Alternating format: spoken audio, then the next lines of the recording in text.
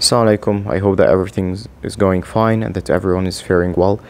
تعالوا يا شباب نقول قصة صغيرة كده وبعدين نقول منها عبرة مهمة أوي. لما أنا كنت قدك لما كنت في جريد 11 كان عندي مشكلة كبيرة جدا وأنا بحل امتحانات السات وقتها. وهي إنه زمان كان السات في الأساي أو موضوع الإنشاء دي حاجة إجبارية. أنت دلوقتي لما تيجي تحجز EST هنا في مصر بيقولك أنت عايزه with essay ولا without essay، وأغلب الناس تختار without essay لأن هو لحد دلوقتي مش مطلوب فعلا في أي حاجة يعني. المهم كان وقتها الاساي عندنا اجباري، ودي بالنسبه لي كانت مشكله. ليه؟ انا حطني قدام امتحان MCQ او يعني اختيار من متعدد وتلاقيني بعمل كويس جدا الحمد لله، لكن قول لي اكتب بنفسك موضوع انشا. انا مشكلتي اصلا من النوع اللي بيحب زي ما انتوا واخدين بالكم يلت ويعجن في الكلام كتير، فدي حاجه هم ما بيحبوهاش في الاكزامز دي خالص. تمام. فدي بالنسبه لي كانت مشكله. انا مهما حليت كويس في جزء الMCQ او الاختيار المتعدد باجي عند الاساي وعك الدنيا. فقمت قلت لنفسي في جريد 11 خلاص انا هحط قدامي الكراسه، وجبت كراسه مخصوص اشتريتها، وقلت لنفسي دي كراسه انا هسيبها مخصوص لكتابه موضوعات الاساي، الموضوعات الانشاء، وان شاء الله ان شاء الله على اخر الكراسه دي اكون جبت السكور اللي انا بدور عليه. الموضوع ده انا عايز اقولك بدات اكتب في الكراسه دي وانا في جريد 11، حتى وقتها كنت في السعوديه، وبعدين نزلت مصر وانا في جريد 12، حصل ظروف اضطريت انزل مصر وكملت كتابه فيها لحد ما الحمد لله جبت السكور اللي انا كنت بدور عليه في الاسي. عايزك تتخيل كده الموضوع قعد مني كام مره قعدت اكتب اسايز لحد ما جبت السكور. خد بوز الفيديو for a moment and guess. خد كده guess كام مره. 80 مره. 80 موضوع انشاء اتكتبوا. 80 مره قعدت وظبطت التايم 25 دقيقه وحطيته يلا ابدا التايمر اكتب موضوع اساي 80 مره لحد ما جبت السكور. الشاهد اللي انا عايز اقوله ايه؟ انا فاهم ان ناس كتيره جدا طالعه متضايقه ومحبطه وحاسه بيأس. هو حاسس انه عمل كل اللي يقدر عليه وما جابش السكور، ومش بلومك لو حاسس كده بعد محاولة اكتوبر. طبيعي زي ما في ناس جابت السكور اللي هي عايزاه، الاغلب على فكرة ما جابش باي ذا واي. يعني مش بتكلم عن الناس اللي عندي او كده، لا انا بتكلم في العموم. يعني انا لما بخش اشوف على جروبس الفيسبوك اغلب الناس مش جايبة السكورز اللي هي عايزاها.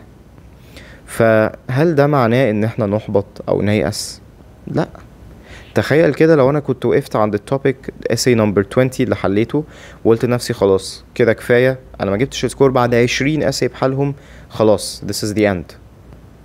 هل عمري كنت هجيب السكور اللي عايزه والسكور الحمد لله دخلني طب؟ لا طبعا. فاللي انا قصدي اقوله لك ايه، اقف مع نفسك واسأل نفسك انا حليت كام امتحان لحد دلوقتي؟ 5 10.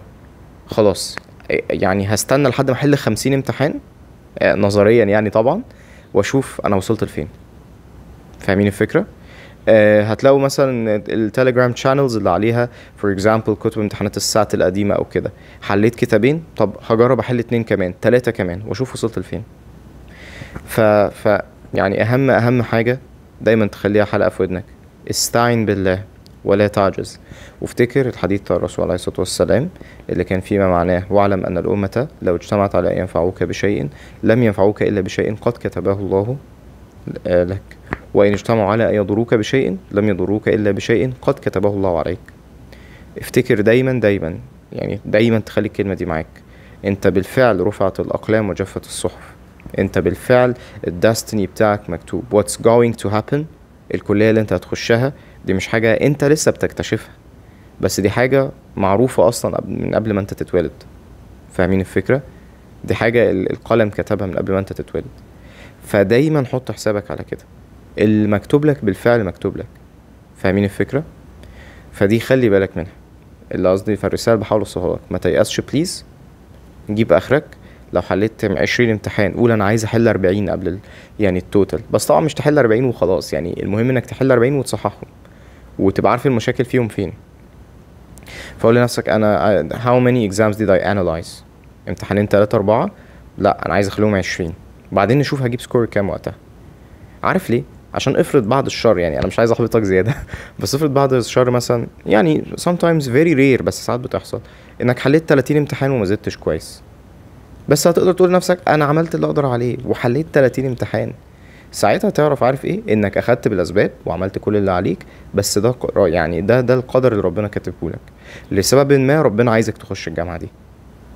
فاهمين الفكره؟ فسيب الموضوع على ربنا عز وجل. انت اللي عندك خد بالاسباب وجيب اخرك. اوعى تفكر النتيجة كام، فكر انا عملت ايه. انا حليت 20 امتحان ما جبتش سكور، هخليهم 30. فاهمين الفكرة؟ وتوكل على الله، ما تفكرش كتير. خد يومين دلوقتي ريح، ده طبيعي بعد اي سكور تبقى متضايق. ريح، استهدى بالله كده، ويعني ادعي انه يا رب انا عايز ان شاء الله اعمل احسن من كده، يا رب وفقني وبارك لي في وقتي وكده. وبعدين ابدأ اشتغل وشوف هتوصل لفين ان شاء الله. بالتوفيق يا شباب، واشوفكم قريب ان شاء الله. السلام عليكم.